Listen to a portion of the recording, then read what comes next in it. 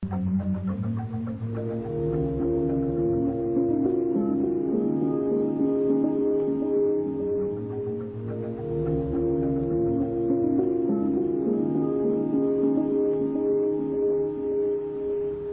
I really want to emphasize the word responsibility. I think that whether you are a white executive living out in the suburbs who doesn't want to pay taxes to inner city children, for them to go to school. Senator Obama, your position on reparations?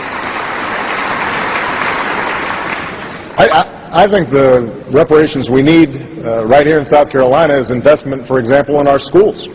I worked as a community organizer in Chicago, was very active in low-income neighborhoods, working on issues of crime and education and employment, and seeing that in some ways certain portions of the African American community are doing as bad, if not worse, and recognizing that my fate remained tied up with their fates, that my individual salvation is not going to come about without a collective salvation for the country. Unfortunately, I think that recognition requires that we make sacrifices, and this country has not always been willing to make the sacrifices that are necessary to bring about a new day and a new age.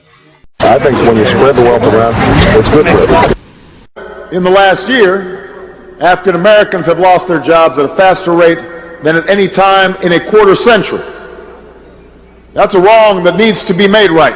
There's a certain race weariness that confronts the country, precisely because the questions are so deeply embedded, and the solutions are going to require so much investment of time, energy, and money. Unfortunately, we've got caught up in an ideological battle where one party says the only way to create job opportunities is through the marketplace, and government should not be involved at all. Whereas my argument would be, we also have to make sure that people are trained for jobs, that they've got child care so that they can go to a job, that there's affordable housing in those areas where jobs are being created, that entrepreneurs in minority communities are getting financing to create their own businesses and to create jobs in those communities. And all of those involve not just individual responsibility, but also societal responsibility.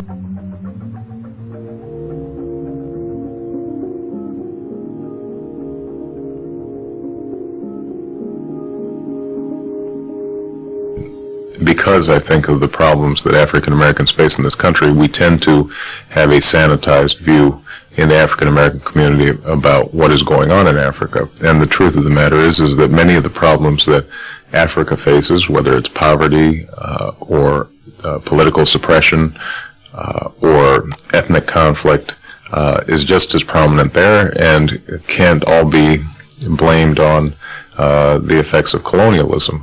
What it can be blamed on is some of the common factors that affect Bosnia or Los Angeles or all kinds of places on this earth, and that is the tendency for one group to try to suppress another group in the interest of power or greed or resources or what have you.